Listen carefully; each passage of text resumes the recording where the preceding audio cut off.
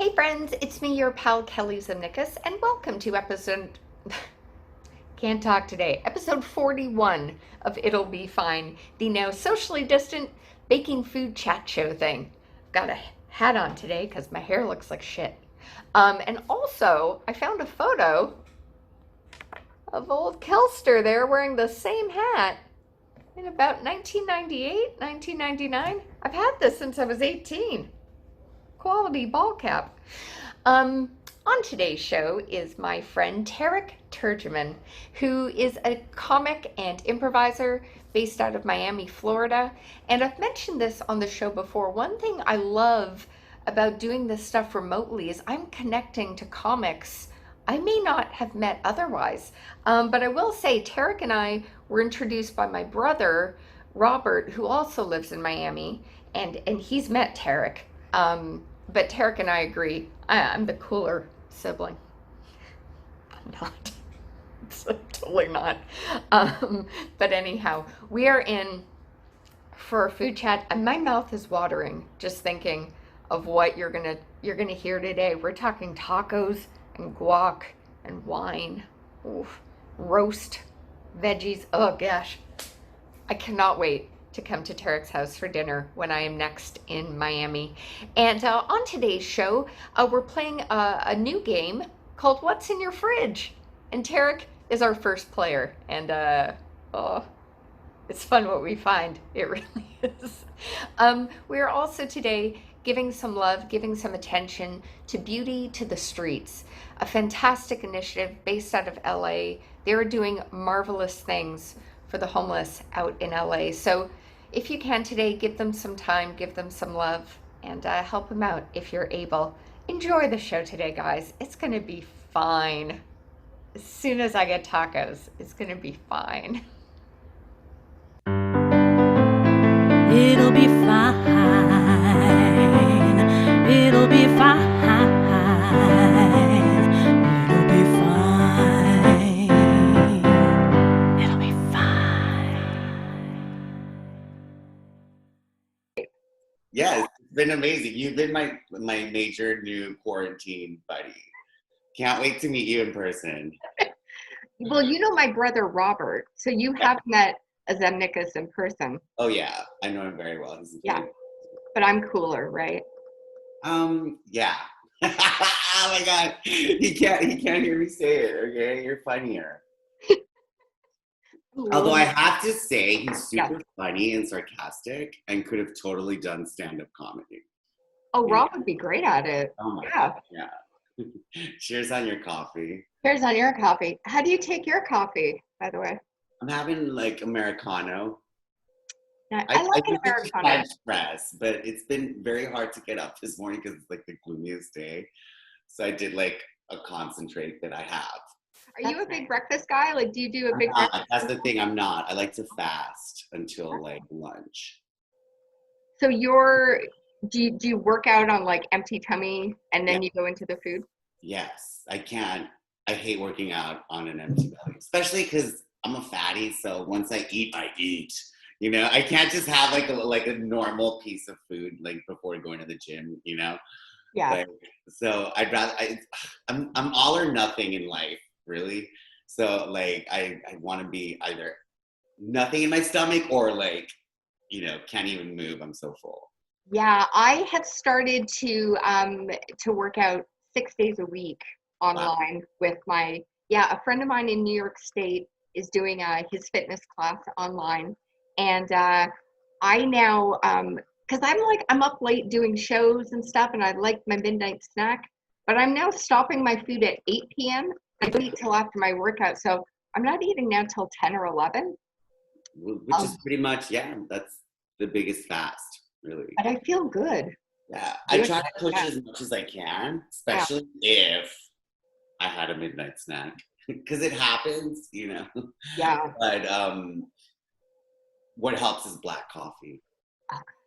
You know, I'll drink so much black coffee, good coffee. I'm from Guatemala, so I always get really great coffee, or you know, I know good coffee. Grew up on good coffee.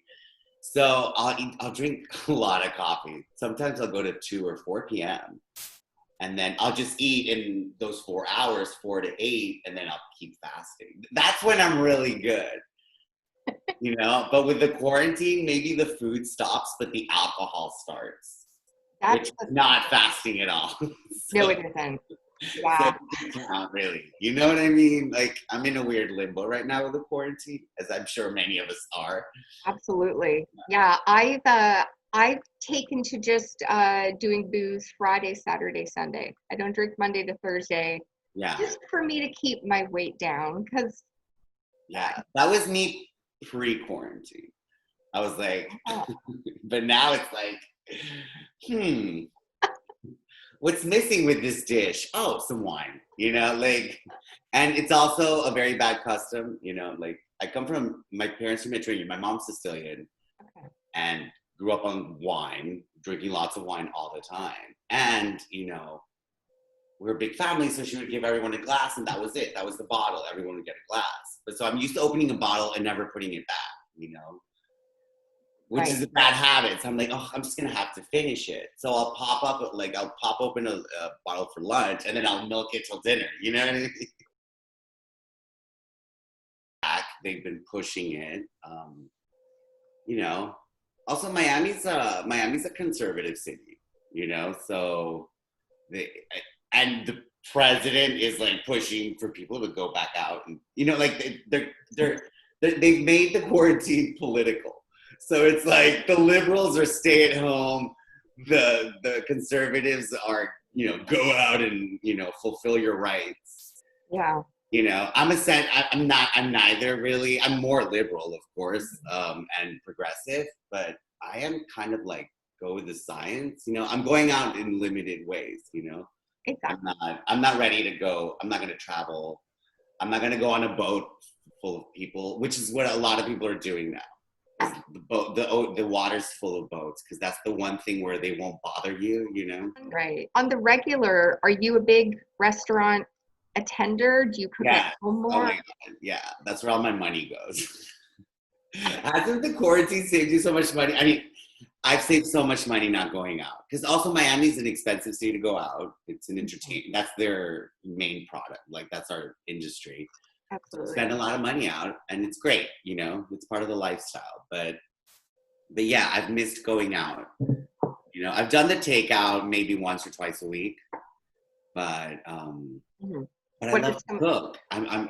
Really love to cook. You know? Yeah. What is a signature Tarek dish? What do you love making for friends?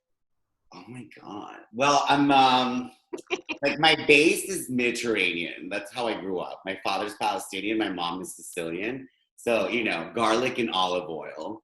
But I'm Guatemalan, born and raised. So we have a little, you know, more some influence there. But so I make amazing roasts. Oh, nice. Yeah. Like, I made a pig shoulder the other day. I made it Yucatecan style. What's that? I grilled it like an Italian, but I marinated it like a Mexican, or from the Yucatan. Guatemala is part of the Yucatan too. Right. Which people call a cochinita pibil, or pibble, right? Pibble pork. But the idea is that you use this achiote pepper and citruses. Ooh. Like orange, lime, and, you know, things like that. But anyway, so I love to roast. Yeah. Okay. That's my thing. I can maybe have a roasting channel. Oh my God, where I roast people while I roast different things, you know? Oh my That God. should be a show you pitch to Villain Theater, Roasting with Tarek. Oh my God, this is such a creative morning. I love it. Yeah. Yeah. I want to see that happen. Yeah, that would be great. Oh my God, I'm gonna try it. Yeah, I love to roast. So I made them, and I made tacos. I love making tacos for my friends. So you make a roast like that, and then you make tortillas, homemade, guacamole, Guatemalan style, which is different, and salsas and stuff, and you just make tacos, you know? What is a Guatemalan style guac? What makes it different? Well, we put a lot more stuff in it, like There's two types of onions, like green onion and like white onion, and there's tomato. It's almost like a salsa and a guac put together, but it's still pretty chunky. I don't know how to decide it. It's much creamier and zestier than a regular guac, which is how they prepare guac in the south of Mexico and Guatemala, that area. We share that regionality. Amazing. But yeah, tacos are my favorite. Yeah. When I come visit Miami, I would like some tacos with you. Oh yeah. Totally. I made seafood tacos for your brother a week ago or two. You love them. Aww. The secret to the tacos, you have to make your own tortillas. You can't buy the bag tortillas, which I do sometimes. But no. I started making my own tortillas. You still buy the bagged cornmeal. It's not a lot of work. Water, cornmeal, but the taste is so much more. It just tastes a lot more homemade, and it brings out the meat and the guac a lot better. The tortilla is the most important thing. Yeah. If you don't have a good tortilla, just have the stuff without it. In my opinion. Anyway, yeah. I'm not much of a baker like you, a dessert baker. Yeah, I mean, we can definitely, if you ever want to come back, because I'm going to keep doing these shows remotely. I'm really enjoying connecting with other comics from different areas in the planet, and we can do a savory bake. Well, there's one dessert I do bake. Ooh, okay. And it's the only thing I know, and it's a Palestinian dessert. Well, it's a Damascus dessert, so like Syrians, Lebanese, Palestinians, they all have it, which is the knafe. It's the, it's the cheesecake with the phyllo dough and the pistachio. And I know I can make that. And I know how to make the very famous Nabulsi knafe, which is from Nablus in Palestine, which is the most famous one. Because they make it, you're supposed to make it on the stovetop, upside down, and then flip it. Yeah. But you can do it in an oven and then flip it. And I can do that live for you on this show. That will happen. Yeah.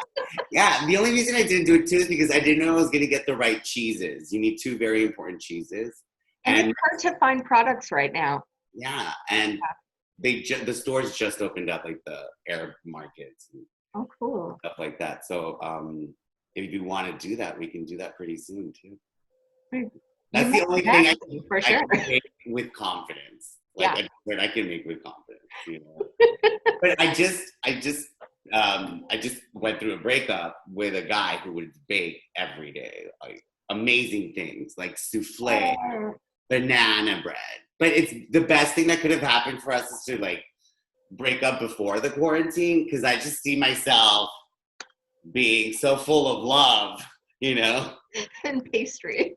Yeah, and pastries. Oh my goodness. I've been rearranging the house a fair bit, trying to get like a workout in from like eating at home so much that I'm moving shit around. But you know what I found? I found this. Oh. The 2006 Miami Improv Festival. Does this still happen? 2000, yeah, I believe it does. I was there. I had a show there. That's amazing. You gotta come back. I know. Oh my God. Anna Pavlinskaya and I will make it happen that you do a great show at Villain once we're open. Oh, I can't wait to be on a stage with you. How long have you been doing stand-up for? Oh my God. Well, I've been an actor my whole life. I just never pursued it professionally, like immigrated, got caught up with life and business and stuff. Yeah. And then I started doing stand-up like 5 years ago. And then I stopped doing it, on and off. And then about a year and a half ago, I joined the Villain Theater. And I did their improv program and then their stand-up program and met Anna Pavlinskaya. And she's like, no, you got to do this. And she's been a huge influence on me. So for the past year, consistently been doing stand-up, like every weekend, writing, doing workshops, meeting comedians all over. I mean, all over the city before and now the world. All over the world, exactly. Are you someone who, I cannot eat before a set. I'm way too nervous. I can't do it. Can you have any food before you go up? Can't do anything. I don't even want to like, and I love to drink and, but I can't do anything before a set. Like, I love being, like, coffee is the one thing I can have before a set. Yeah, it's wild. I just can't do it. Especially the live sets, like in person. When you're in your house, I'm like, okay, I can have some wine, I can chill out, Yeah. It's more conversational, I feel, although it's very much still a performance. But when you're live in front of an audience, I love it though, those nerves, and I can't eat, I can't drink, I can't do anything. Yeah. Sometimes I forget to drink water, and then I'll be on stage, and my mouth is completely dry, and I'm like, the worst. Horrible. That's why I see like, oh, you need that bottle of water on stage that you see the comedians have. I'm like, why do they drink so much water? It's so crazy. I hate that dry mouth. I heard Kelly Ripa say that when she hosted SNL, she put Vaseline on her teeth because her mouth is so dry. That helped her not have that yeah, exactly. Me, also, like, my teeth are out and like, my lips, horrible. Do you remember the first joke you ever told? And did it go over well? I don't remember it. That's okay. Did your first set go okay? I'm trying to remember my first set. I can't remember it exactly. I remember one set in particular that I was very nervous and it went okay, Yeah. But the thing is, I'm an improviser by nature. And, that's where I got my start too. Yeah. So I'll have sets that I've prepared weeks for, and then I get on the stage and I'll do the set just like that, and I kind of bomb. Not bomb, but it's kind of flat. You know what I mean? But it's because I prepared too much. I'm like, oh, I should do it this way. You know what I mean? But when I loosen up and kind of like let my improv, mind go, that's when they're the best sets. And, for sure. What is so I remember doing that for the first time once. I was like, I don't like the set. Let me just talk, and we'll see who laughs. I'm not like learning not to want to be funny, just to talk. Yeah. And that was one of the first good sets I did, where I saw, oh, that's how you do it.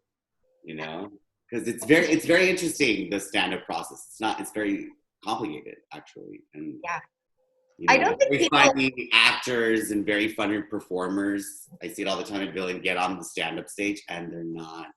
It's not the same, and it's Yeah, I find with doing shows virtually, I think I'm seeing a lot of people who would never be able to go to a club and have, the nerves to go on stage, but they can do it here. It's a different vibe. Oh my God. I don't know if you've noticed, but like with the late night TV hosts, or all the like Trevor Noah, Seth Meyers, John Oliver, now that they don't have the audience laughs and stuff, and there's like no response and they're quiet, you can really see who the talented ones are. I have to say. Totally. I have to say, John Oliver is still as good without the laughs and stuff. And Trevor Noah, I find, is kicking ass. He's doing so good at it. Yeah, I think I might like him better now.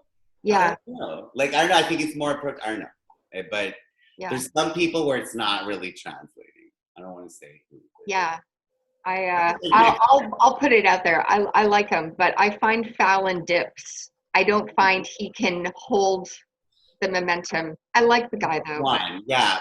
Seth Meyers too. He's usually better. Yep. Yeah.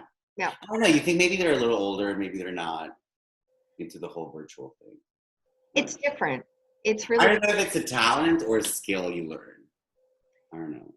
You really have to reinvent yourself in this format of joke telling, because the reactions are different. You can do crowd work, but not as easy. We play a game of what's the weirdest thing in Tarek's fridge. Let's do it.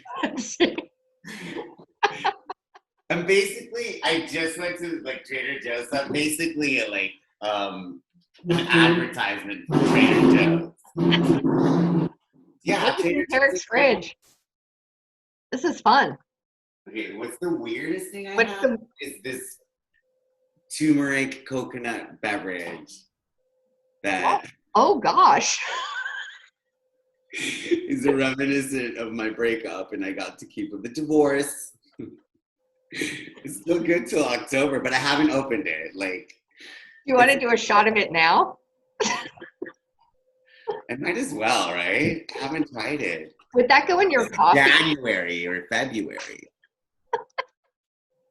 Should I? Do it. Exclusive here with Kelly. Ooh, What does it smell like? turmeric. Look at the cap. It's like turmeric. Oh my god. Some of this in my coffee. Oh shoot. Thumbs up, thumbs down. I don't know if this is something I would want every day. It's not bad. Really? Very soothing. It's very soothing. I like turmeric. It can be soothing. And it's coconut milk. Yeah. And there's ginger. Beverage, to not offend anyone. Here it says beverage. Yeah. Someone got offended once. I called a a milk alternative milk. And they're like, it's not milk. Stop calling it milk. Well, aren't they? I don't know if maybe it's a Canadian thing, but I don't think you're legally allowed to call it milk anymore. They're not anymore. Yeah. Here as well.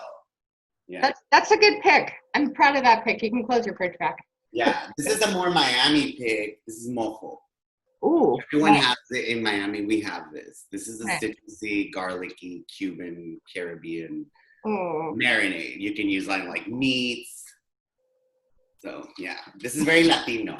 That's my fridge. I love it. I love it. Good job, fridge. Yeah. Close that fridge back up.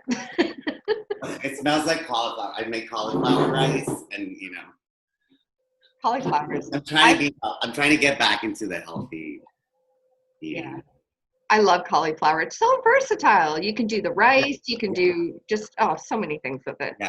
So good. Yeah. Well, something else I bake is which is another Palestinian thing, which is the full cauliflower, and you kind of brush it with tahini and spices, lime, and you stick that in the oven and you roast it. Gosh. I'm gonna have to come for dinner. I'm a roaster. See, I can roast. The show has to happen. Roasting with Tarek. Oh my God, I can do it. And people think it's just meat, and it's not. No. Half the stuff I roast are vegetables. It's the most delicious way of eating vegetables and being vegan or vegetarian. To me, that is better than candy. A roasted veggie, I will take over a chocolate bar any day. Yeah, and it's really amazing. Yeah, like an ordinary veggie's like blah, but then you roast a zucchini, and it's like, oh, okay. I know. It's so good. Well, thank you for joining me today, Tarek. Thank you for having me. I hope it was fun. Oh, it was. Yeah. It totally was. Let's totally do it again. I want to make the nafa for you guys. You're going to be back on. It'll happen. Yeah. And if I do any roasting stuff, you'll be on my roasting show. Amazing. Well, have a great day, and we'll talk soon. Take care. Bye. Bye.